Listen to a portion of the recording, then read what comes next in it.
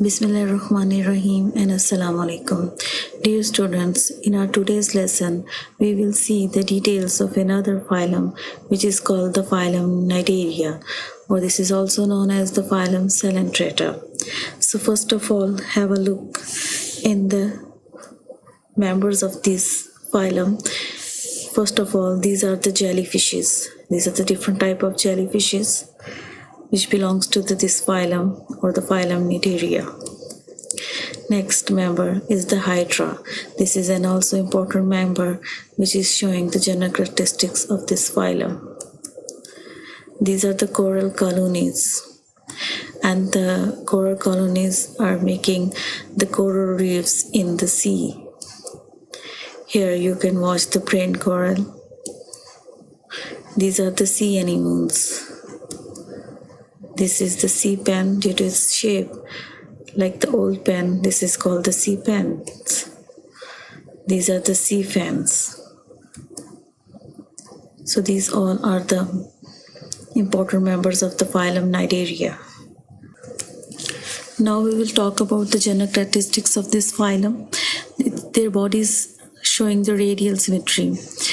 Radial symmetry means their bodies can be divided into two equal halves by more than one plane, and their body organization is diploblastic.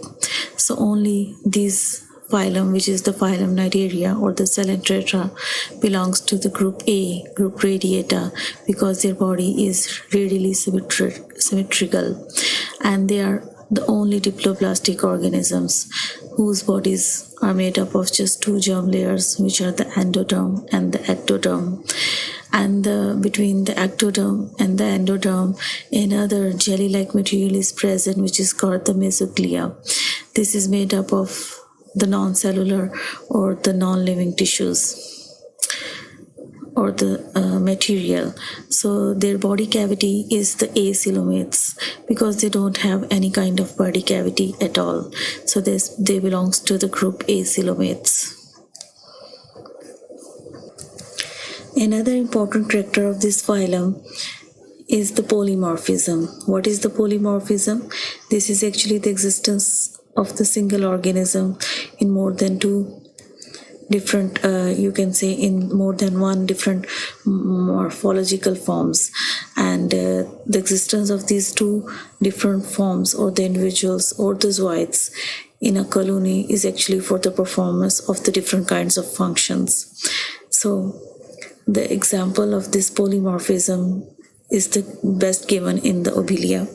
Here in this figure you can watch the obelia. This is then another member of this phylum. Here you're watching, it's showing in two different zooids or the different morphological form. One is called the polyp. Figure A is showing the polyp form, while the figure B is showing the medusa form. The polyp form is tube-like form, while the medusa is an umbrella-like form. So you can say that the obelia colony is dimorphic, which consists of two different zooids, and these zooids are named polyps and the medusa. Polyp is attached to the substrate and is sessile. Sessile means they cannot move, and the medusa are the free-swimming individuals. Polyp act as a nutritive zooid because they manage food for the whole colony, while the medusa is a reproductive zooid producing sperm and ova. It is born on the blastostyle. Blastostyle is another type of zooids which are generative zooids. It is protective in nature. But now question is that what is the advantage of this polymorphism? Actually, polymorphism is essentially important or is essential for the division of labor, in which different functions are performed by the different zooids or the individuals instead of the parts or the organs of one individual. And here in this example you have seen that the polyp is a nutritive zooid while the medusa is an reproductive zooid. So these reproduction function and the nutritive functions are performed by the two different zooids in the obelia colony. Now, if we will talk about the digestive system of this phylum Coelenterata, their body cavity is sac-like because it has only single opening which functions both as mouth and anus. So you can say that they have central gastrovascular cavity.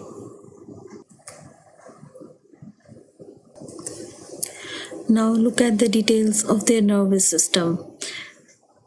A well-defined nervous system appears for the first time in coelentrates, but there is no central nervous system, and the nervous system is just for displaying the coordinated system of movement, and the nerve net is present over the entire body.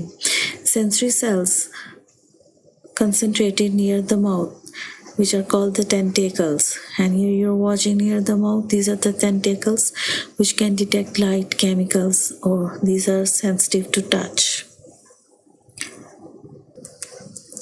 Another important body character of the coelentrates is that this contains specialized stinging cells, which are called the cnidocytes, which contain the coil fibers, or the nematocyst, which can trap or paralyze the prey.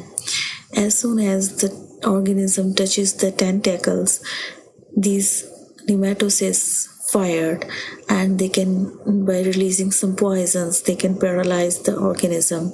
And then with the movements of the tentacles, these are brought into the internal body cavity, and due to the release of some enzymes, these are digested.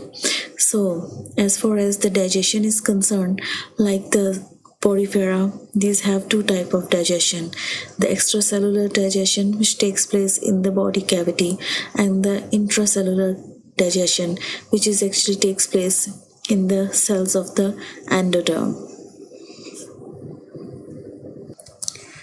Here, students, you can watch the mechanism by which the coelentrates can paralyze their prey by using their nematocyst.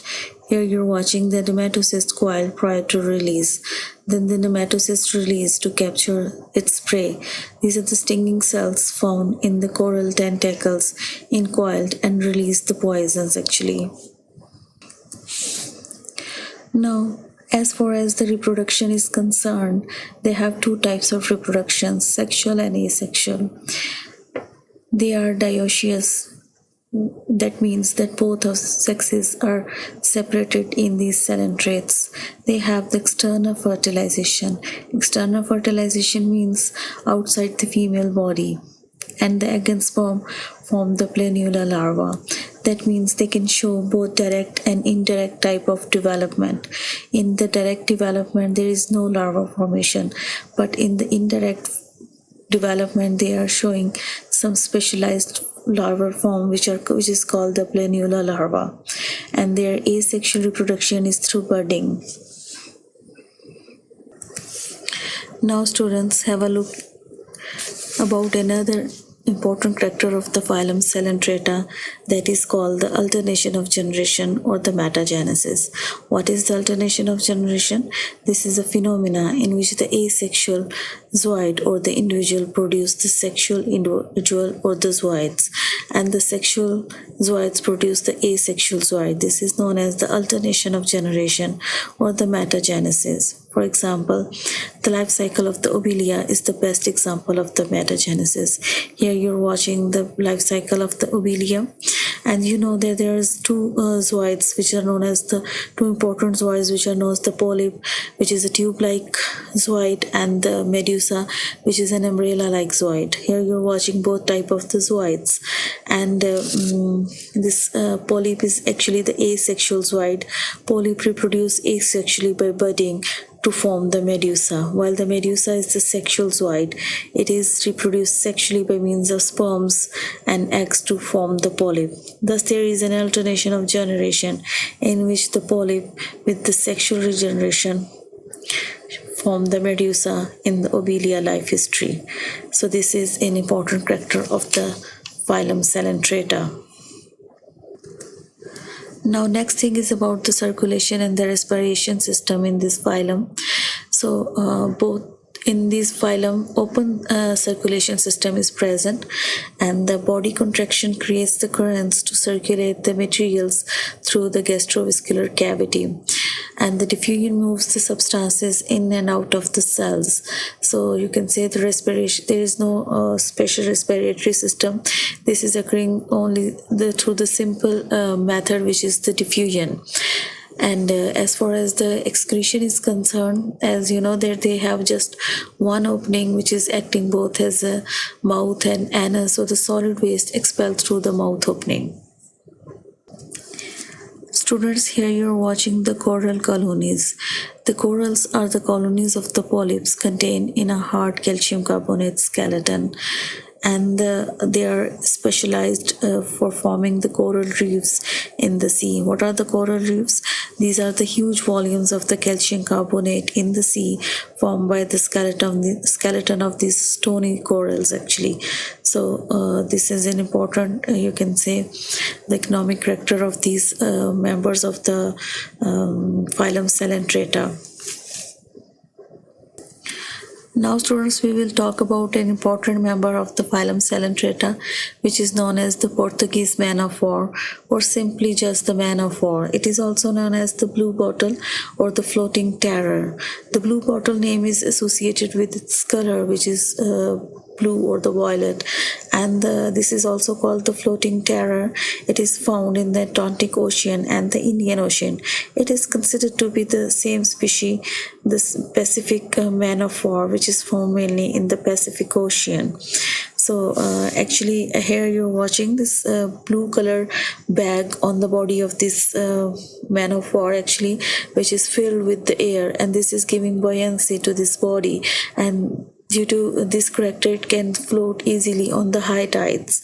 And it's you're watching its nematocysts as well, which is poisonous and can paralyze or can kill the fish, and sometimes it also can kill a man.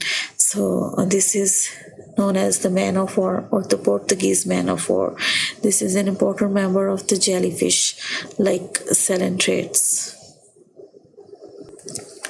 So students, this is all about the phylum Coelenterata. Thank you and Allah Hafiz.